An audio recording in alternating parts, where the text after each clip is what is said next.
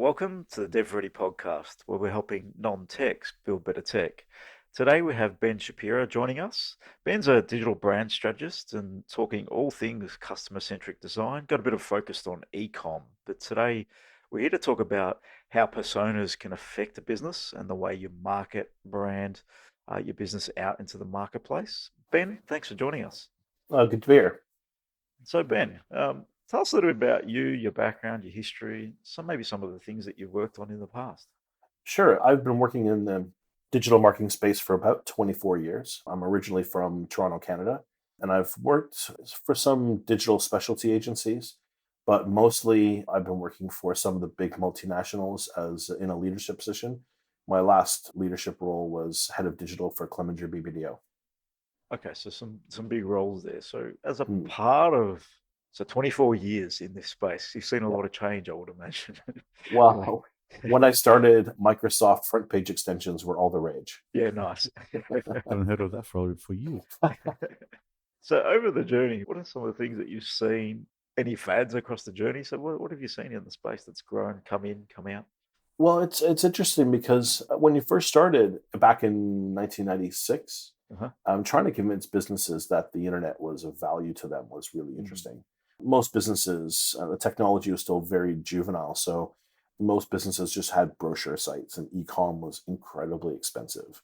Nowadays, what we're seeing is there's so much more data. The investment in software development has made sort of e-commerce almost ubiquitous. The barriers to entry are literally more just time.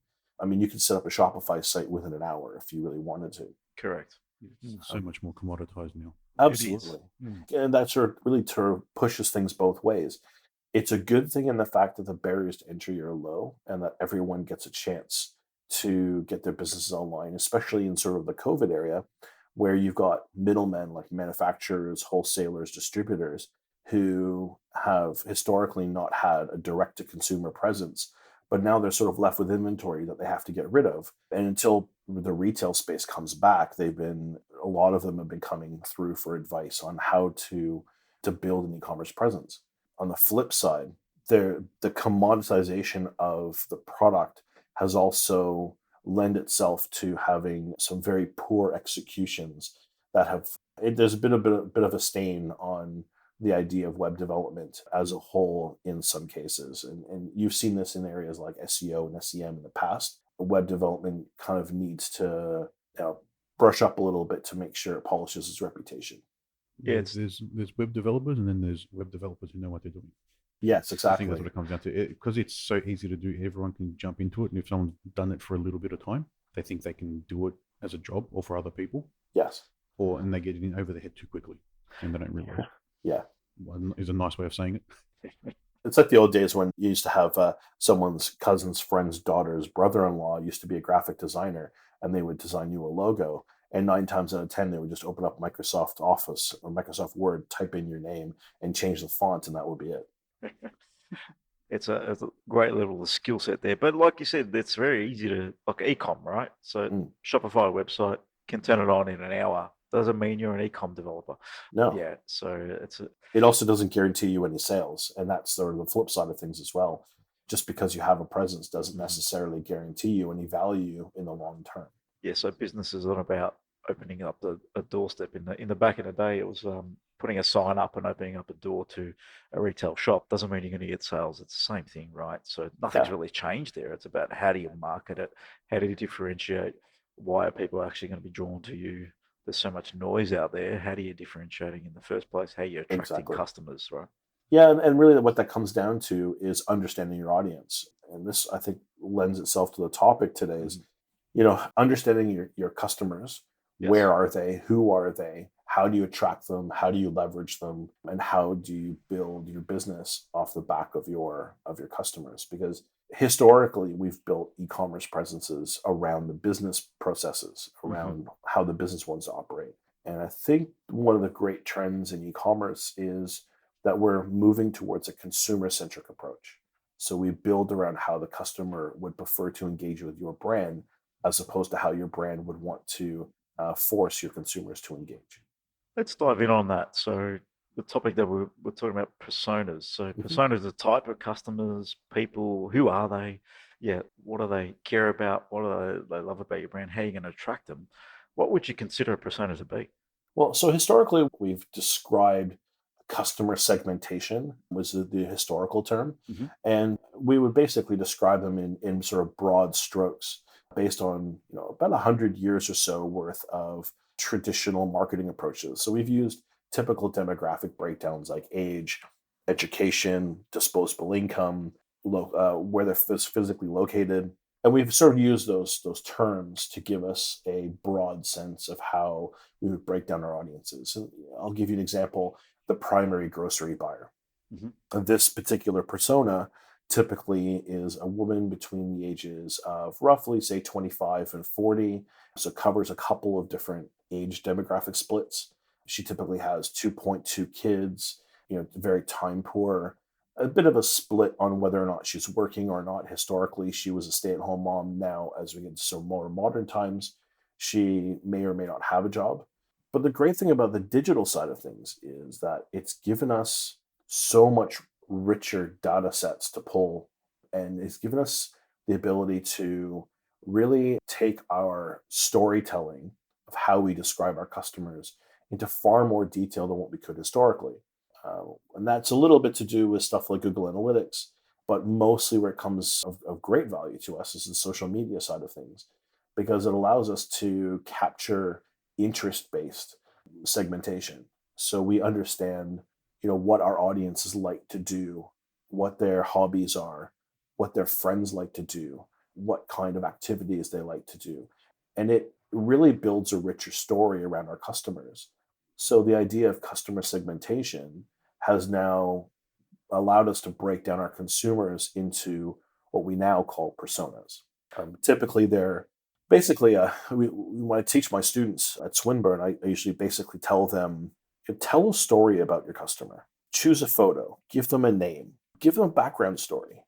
So you might have the primary grocery, but you might have Julie, who's 32 years old. She's a junior executive at an advertising agency. She's got two kids. She's very, very short on time. She wakes up in the morning. She's cooking breakfast for the kids. She's also making them lunch. Her husband is in the bathroom getting ready for work. He's obviously no help with the kids. She's making sure the kids get off to school and constantly rushing so she can get to work as well. And that story develops over the course of a day. And you basically tell an entire story. You get a sense of who she is as a real person and not just a number on a piece of paper. That's the general gist of how personas are developed. And what's the like in terms of telling that story and telling the story of the customer? How do we go about if you're building a product, a brand, a business? How would one go about getting this data? You mentioned a couple of things there, but where would they look first? What would you recommend? Right. So if you already have an existing business, Hmm. typically what you do is you start off with stuff like Google Analytics. If you have a customer base, you'd send them, you can do market research surveys to get a sense of, how old they are and if they'll answer certain questions around stuff like how much money they earn, what kind of education level they have. And you can make some inferences based on that. And there are sites that you can go to that will help you decipher where those responses will allow you to sort of pick a persona for your audience. If you don't have that information and you're starting a brand new business, Hmm. typically businesses will create inferences and say, I think that my customers will be in this space. Majority of times when you're doing a startup or a brand new business, you may be somewhere around 50-50 right and wrong. It depends on how well you know your business, how well you know your market segment, how much research you've done.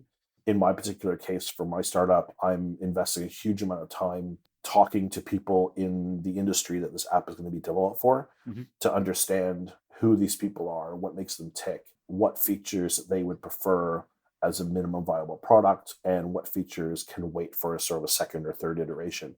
So it's really important to ask questions more than anything else, and then to collate that information in a sense of like what the priorities are. Liv, from your perspective, why is that so important? What value do you get from it, and what value do the customers actually get from you engaging with them at that level? Mhm. Well, I suppose if you look at it from so just two different ways. One's what the benefit to the business is, and what the benefit to the consumer is. The benefit to the business is more targeted advertising. Marketing and advertising is an expensive proposition, Mm. and by being more specific on who your audience is, it allows you, say, in the social space, you Mhm. can target people based specifically on their interests. You can target them based on their demographics, on their education levels, disposable income, membership to specific organizations, for example, and that really helps you narrow your audience. There's a bit of a balance to be had about not being overly prescriptive, Mhm. narrow your audience to such a degree where you don't speak to anybody else, Get it? Yeah. which happens quite a bit, ironically. But you want to, I mean, think of it like an egg. You have the yolk being your very specific, narrow target audience. And then you have the white of the egg, and that is your broader audience that encapsulates both your primary audience and more of a secondary audience as well. So I always tell my clients that every business will have at least two personas, one being the primary audience, the second being more of a broader audience that Mhm. may be a potential customer in the future. Okay, so a bit of a crossover between the two in some aspects, or could they be completely different in that perspective? Usually there's overlaps. Usually they're an extension. So say, for Mhm. example, you may have a fashion brand. Mhm. You may have a specific age category, and that you may target a younger or older audience that may have people who may be of value to you as well, especially the younger side, because they typically will grow into the brand. Mhm. And that's really important to understand from a brand perspective is the longevity of your customer. And that's once again part of that persona, that research is understanding their entire history that they'll have with your brand. And there's methodologies that allow you to sort of map out what that consumer engagement process would look like with your brand. So yeah. No, sounds interesting. And So, in saying that, so if you're understanding that your customer, say if you've got a brand that's targeting an 18 to 24-year-olds, Yep.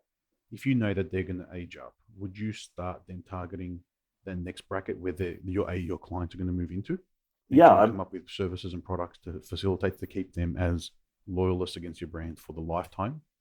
yes, I would certainly recommend that you consider your audience will, some of your younger audience will age into the product, and some of your customers will continue to be brand loyalists, even if they extend beyond what is sort of the stereotypical age bracket that you would assess for your customers. Because, it's important to understand that these personas are not monolithic, that they are our best way of describing, in a general sense, our audiences. If you wanted to talk about more specificity, that's when you get into stuff like single source attribution data, and that's very, very highly targeted marketing messaging. That's a whole complicated story in itself. This is more about being very general. single sourced. Explain what that is for anyone listening out there. Sure. Or me? It's Or interesting me, yes. technical stuff. It's actually a lecture that I give to scare my students every year. There's actually a couple of different plugins that you can get for Chrome and Firefox, and they'll actually map your engagement on the web with third-party vendors. And the Okay. idea basically is attributing multiple sources of disparate data to a single individual. And the best way for us to do that is a mobile phone. It's a single piece of hardware ID. You carry it with you all the time. Typically, it carries your banking information, your messaging history, your contact data, your GPS location, your search behavior, your health information, along with your reading preferences, all sorts of different things. And if we collect that information and we collect it in aggregate with hundreds of thousands of other people, we can make inferences of who your friends are, what your political leanings are, what your interests are, how much money you earn, what kind of influences you might have.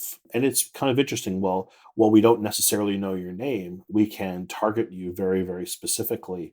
And this is actually what had some very interesting impact on the 2016 US election, for example, how that information is used to target, rather than an entire persona, Mhm. a subsegment within a specific persona.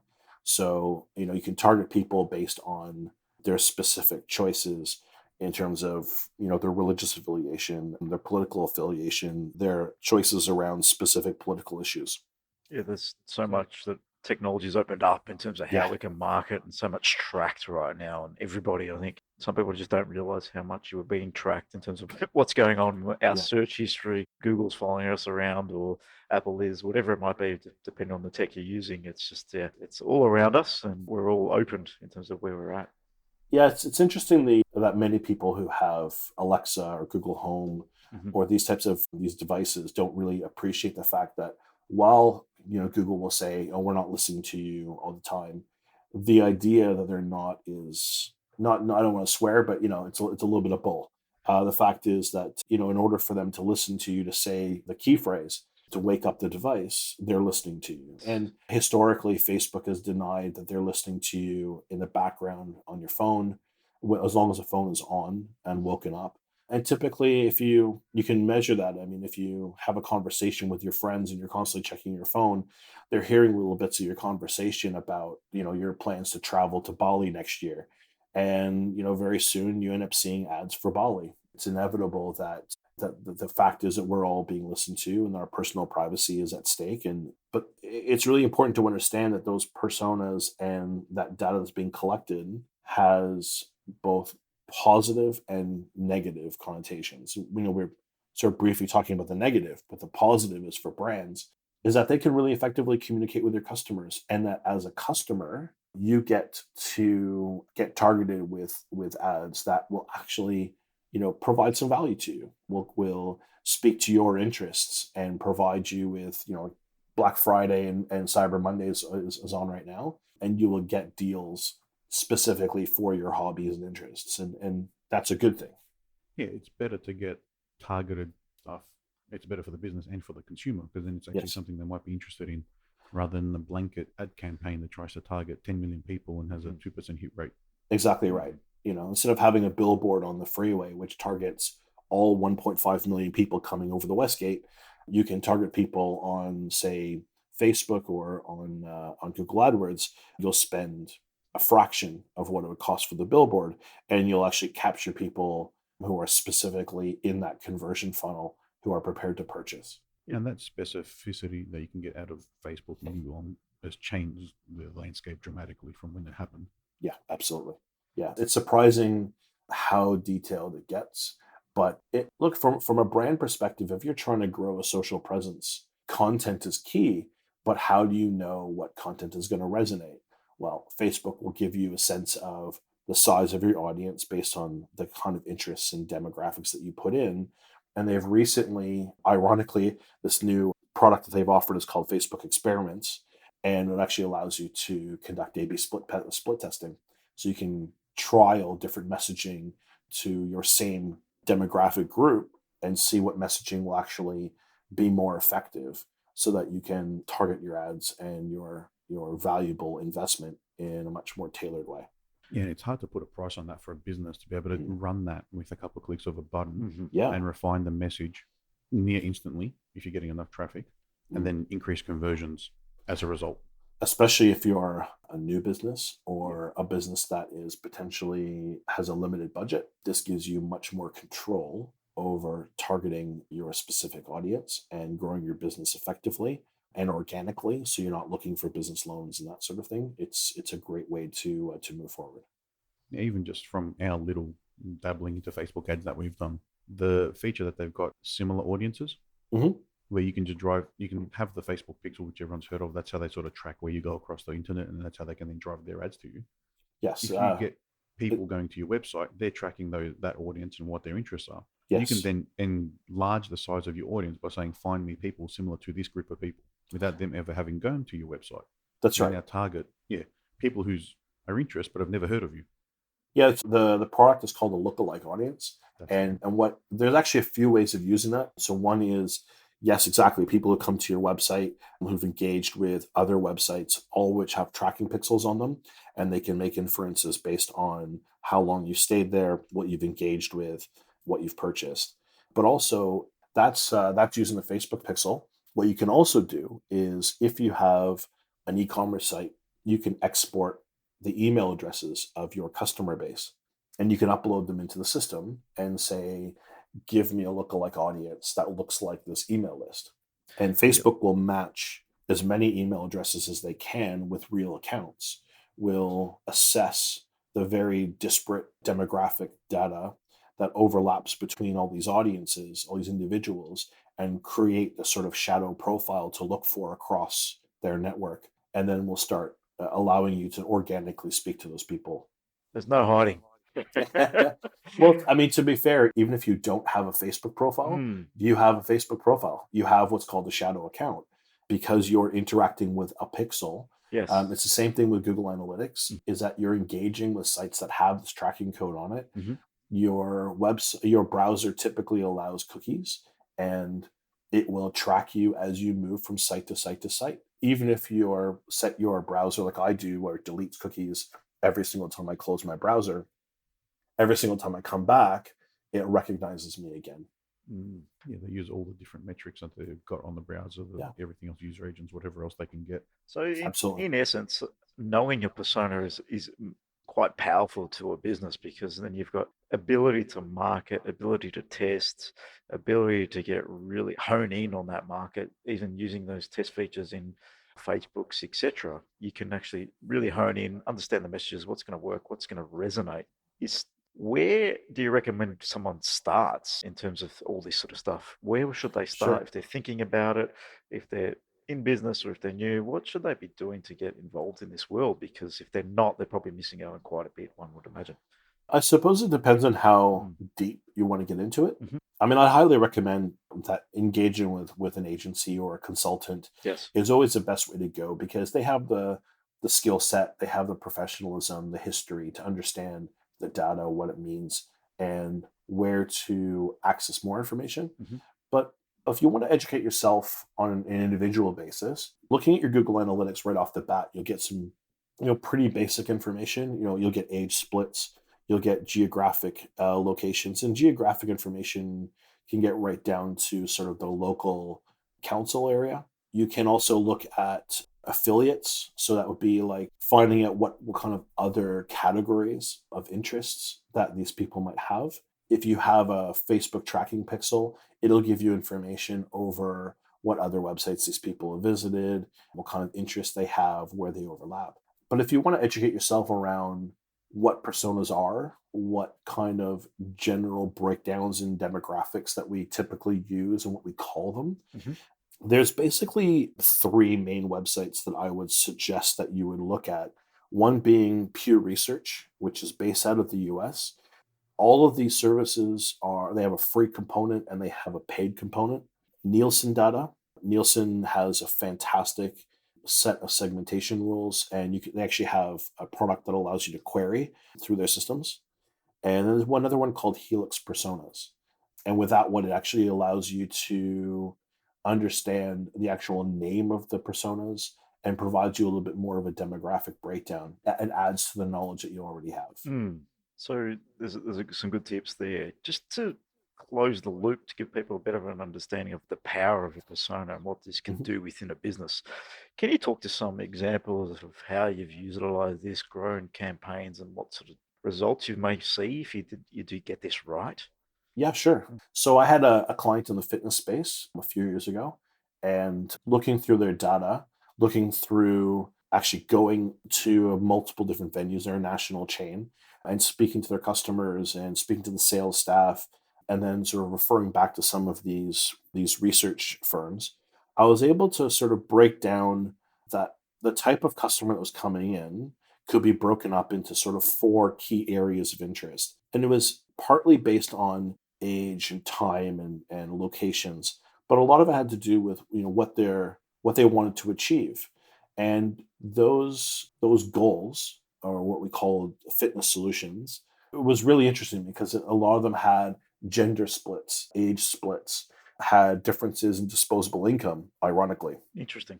But what it allowed us to do was to segment the website, segment our marketing, so that we could be more specific to each person's specific objectives. And then when they arrived at the website, we were able to differentiate the content and the marketing that we spent to that particular individual, customize the forms, and change the messaging on the free trial forms. Okay. Yeah. That specific, right? It's interesting. Absolutely. Yeah. Okay. And that information actually went straight through a bunch of hidden form fields Uh-huh. directly to the sales team. So we were able to tell them, to the sales team. So there's a bunch of different attribution methods. Uh-huh. First click, last click, and then there's a linear attribution. First click would be, at what point did we first speak to the person? Uh-huh. Last click would be, at what point did they become a customer? Mhm. And linear would be, track all points of engagement equally, so we understand how frequently we had to talk to them to become a customer. Mm. So when we were doing our tracking, what we provided to the sales team was, we actually provide them all three. We said, at what point did we first speak to them? How many ads did they see and which ones were they? And then at what point did they become a customer? What is their fitness solution? What is their objective? So this would be like strength training, wellness, weight loss, or general fitness. Mhm. And then we color coded them so that the color coding matched the specific lifestyle objectives. So like wellness was a very subtle muted green. Fitness was a very sharp blue. The muscle gain was red. So they all had a creative approach as well as a technical approach. And what it did was allowed us to increase the lead generation from roughly around 450 to 500 leads a month to just over 1,800 leads a month Oh, nationally. wow. Okay. And that Yeah. all those went straight into the sales team. So now Mm. all salespeople had all the information that they needed to convert. So the conversion rates went from typically 1 in 4 to roughly 60%. Great increase. Absolutely. And it also helped to, as they were doing a rebranding exercise, they used that same knowledge to literally design the floor space to color code them based on the fitness solution. And it helped retention levels as well, because most fitness studios typically have a bleed rate of roughly about 33%. So for every one person, for every 3 people you're bringing in, 1 person leaves. So by reducing the rate at which you're bleeding and increasing the way your retention rates, it means that you can grow your business. So you're able to increase leads by over 4 times and then Yes. increase conversion by 2.5, 3 times. Wow. Yes. Yeah. Just by knowing your customer and That's it. communicating them in the way they want to be communicated to. Yeah, that is quite powerful stuff in terms of, I imagine the impact on that business. Absolutely. So once again, this is the difference between speaking as a brand and just speaking to your audience in a monolithic sort of way versus taking a consumer-centric approach to marketing, investing in the personas, understanding who they are, how they want to be spoken to, and what kind of messaging is going to resonate that would convince them that this is the type of product or service that they would want to engage with. So that's the major difference between the two. Investing a little bit upfront in the research thought side and helping to develop some creative means of communication ultimately will provide you significantly more value in the long term, because your customers feel like they're actually being appreciated and being spoken to in a way that actually resonates with them. It's more personable, right? So Yeah, as a business, if it's communicating the same message to everybody, we will lose people because you're not resonating with them if it's the one single message. And I think that's how business has generally been done in the past. But this is, yeah, and whoever's keeping up with this trend is probably evolving beyond their competition quite quickly, one would imagine, given that type of absolutely. data. Mm, Yeah. Look, I mean, marketing in general mm, is, at least in the consumer side of mhm. things, is a very emotional based argument. It's not like business to business where it's more of a features and benefits argument. There's definitely an emotional quality. I mean, I tell my students, I try to explain to them stuff around like the primary grocery buyer, which is typically mom, and the way that we typically speak to her. And I'm really hoping that over time, as we get to learn more about her, that we treat her a little bit better, because typically the way that we speak to the mom is we make her feel like she's a bad person, and that if she doesn't buy our specific product, that her kids are not being treated properly, that the family suffers. So if you look at the way, say, like Target, for example, markets to mom, she will sacrifice brand name clothes for herself. She will sacrifice, aside from typically like makeup, but she'll sacrifice pretty much anything brand name for her. But if you notice, the only brand names that are in the business outside of that are for the kids. So you market to mom in terms of brand content for the kids, but you market to her for herself cheap, efficient clothing so that she can buy more name brand stuff for her kids. It's interesting stat that you got there, and Yeah. sort of resonates a little bit for me actually. Yeah, that's interesting. Okay. Yeah.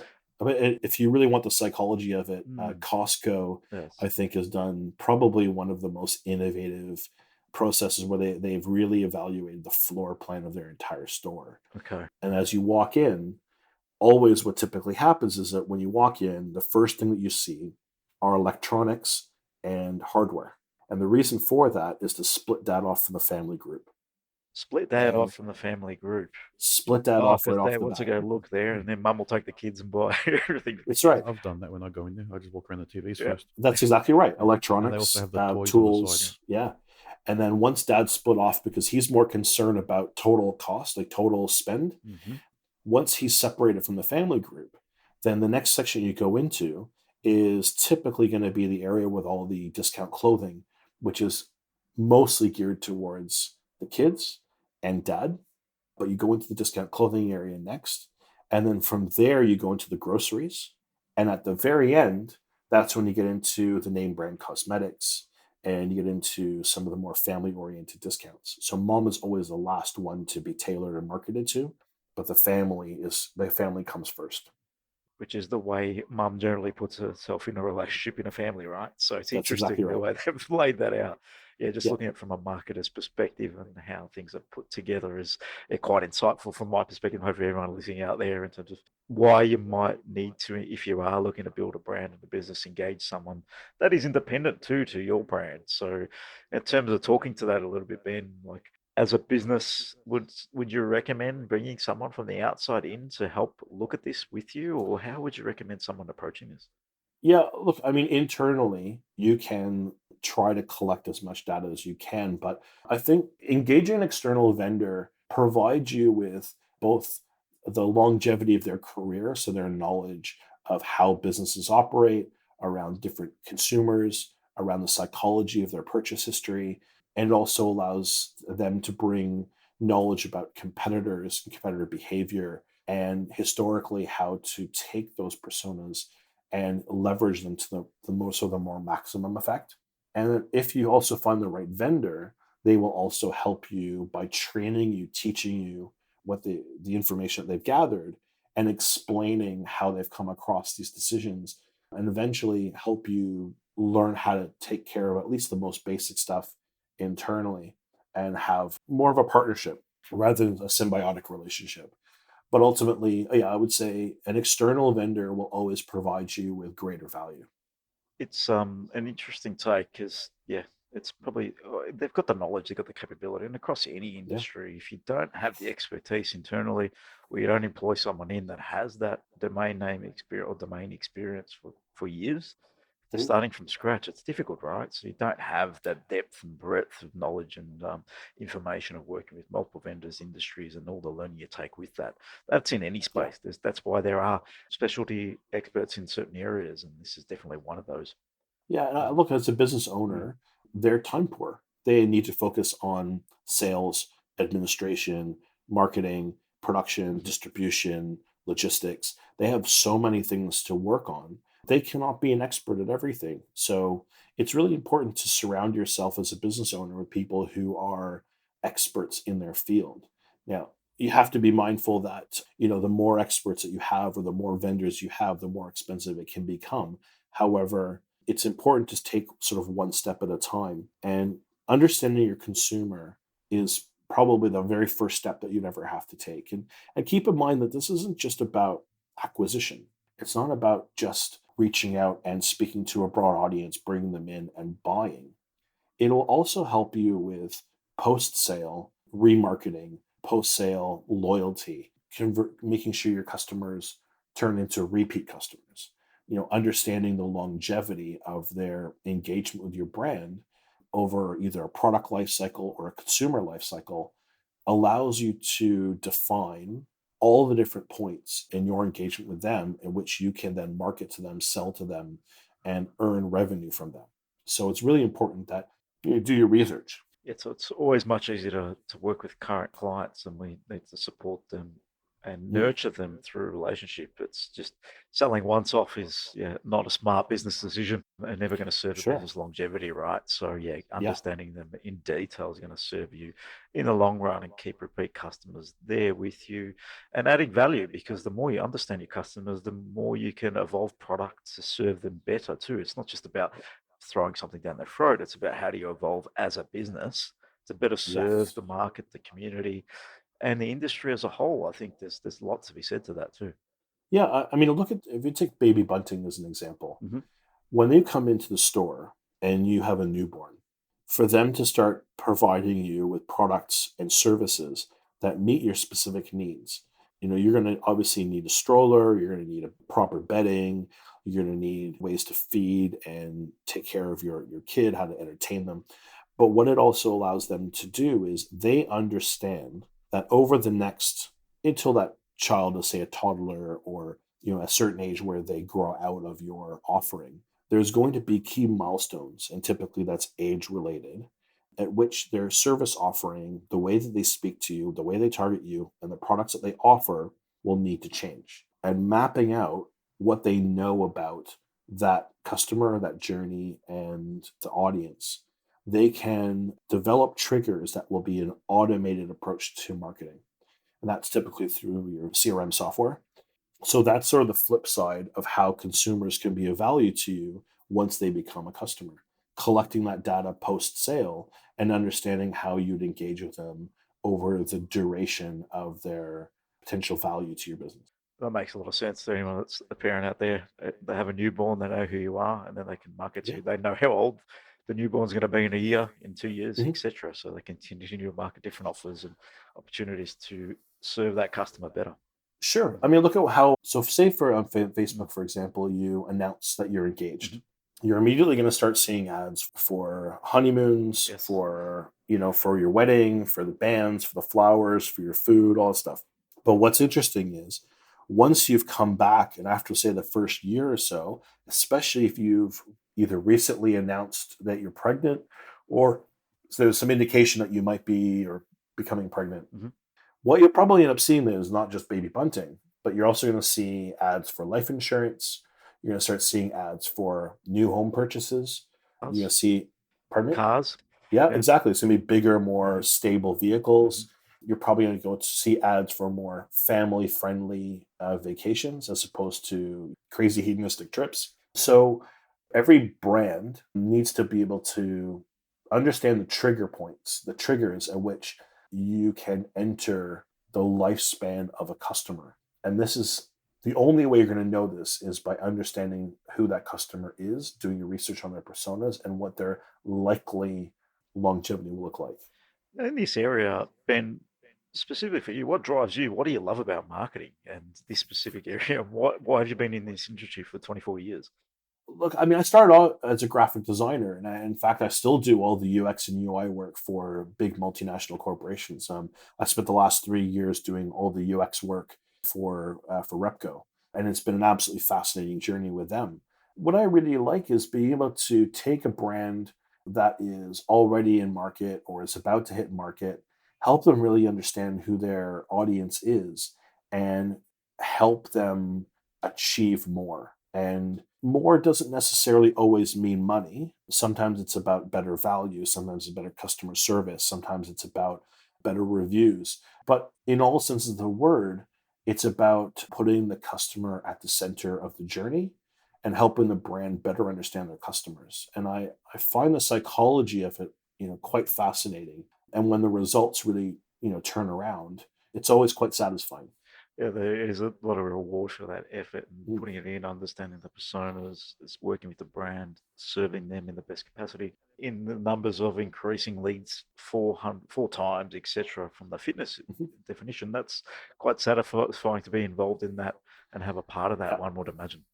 Yeah, I mean, if you look at like the growth of Mm. the Repco audience, when Mm. we first started and launched the site, the average visitation was about 50,000 people a month, Mhm. uniques. They're now somewhere just over 2 million a month. Yeah, wow. Unreal.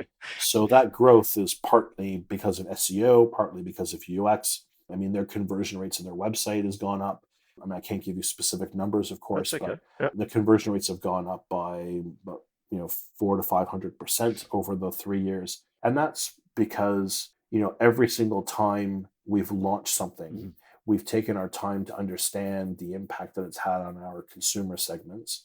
We've researched it with them. We've prototyped it, made some changes, presented back a response to their concerns.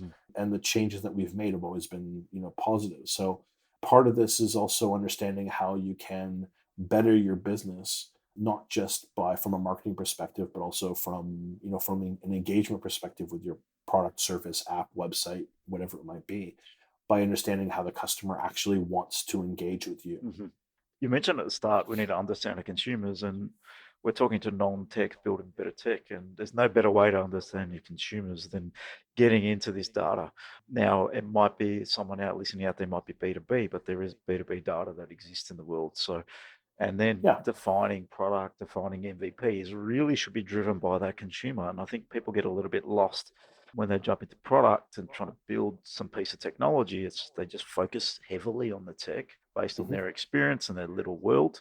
But the more you open up to the consumer, the better chance you have of delivering an actual product that's going to serve the industry, serve the consumer, and deliver a better outcome for everybody. And what we've found is generally the more you dig into understanding the consumer, the likelihood is you're going to build a lot less, because sometimes you can get just lost in features.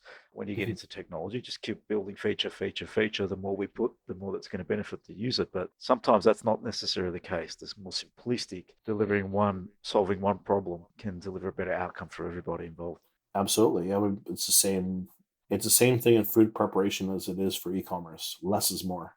The more that you can satisfy your customers by a simplistic approach to delivery, a simple message on why they should buy your product, a simple website that allows them to effectively and efficiently buy that product, and then a really good, efficient customer service support team that allows them to feel appreciated after they've become a customer and create the ability to repurchase in the future. That's what every business wants in the end. Now, you mentioned that during this conversation, we've been talking a lot business to consumer. If you're a business selling to businesses, what are some of the different things I might need to think about in this space? Look, typically the messaging will change a little bit. The B2B market tends to be more feature focused, more features and benefits. But keep in mind that there are personas that exist around executives, middle managers, entry level. And it's really important to understand that executives or anyone that you're going to talk to in the B2B space is also, you can develop personas around They're a them. person, right? Yeah. Absolutely. Absolutely. And they have wants and needs just like everybody else. They have a reason to want your product, a reason to engage with your product or service. And it's important to understand that you're treating them no differently than you treat a consumer in terms of speaking to their wants and needs and treating them like an adult. But the difference is that the communication itself will be more about the features and benefits and the value to the business and to that individual as it would be to create an emotional attachment to the product or service. Yeah, it makes a lot of sense, Ben. I've really enjoyed this conversation talking about personas as being the starting point of really building upon your brands and really engaging your end consumer, or it could be in business that you're working with. So hopefully people got a lot out of this conversation, and just a good starting point to get them thinking about how they might attack or think about their customers and their brand in a different way, in a different light. Is there any additional resources that people might need to think about when they're heading into this world? I think there are some really good resources online. I mentioned Pew and Nielsen data and Helix personas. Census also comes out with a social media report every year, and it's a fantastic document that helps you understand how social media and offline behavior overlap. So the frequency at which someone is watching TV and is surfing on social media at the same time, for example, how long it is, what channels they use, stuff like that. But there's also the Facebook business website has some fantastic information around consumer targeting. And it'll actually allows you to play, if you have a Facebook account, you can play with demographic targeting tools for free. So I would suggest going in there and seeing, playing around with it. You don't have to actually pay for anything. Go and try it out. Educate yourself as best as you can around consumer personas, around demographic information, around who your consumer is, and then bring in a specialist to help you augment that information and then action the insights that you gather from it. Well, thanks, Ben. It's been an absolute pleasure talking to you. If anyone wants to reach out, get a hold of someone like yourself, where can they find you?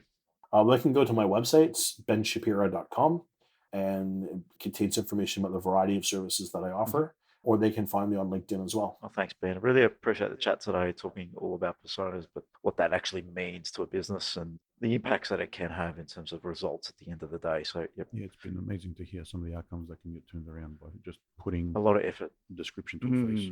Yeah, effectively. correct. And the amount of data behind that, right, to get to that point is really what's driving it. So thanks, Ben. I really appreciate your time and joining us on the podcast It's been a today. pleasure. Thank you. Thank you.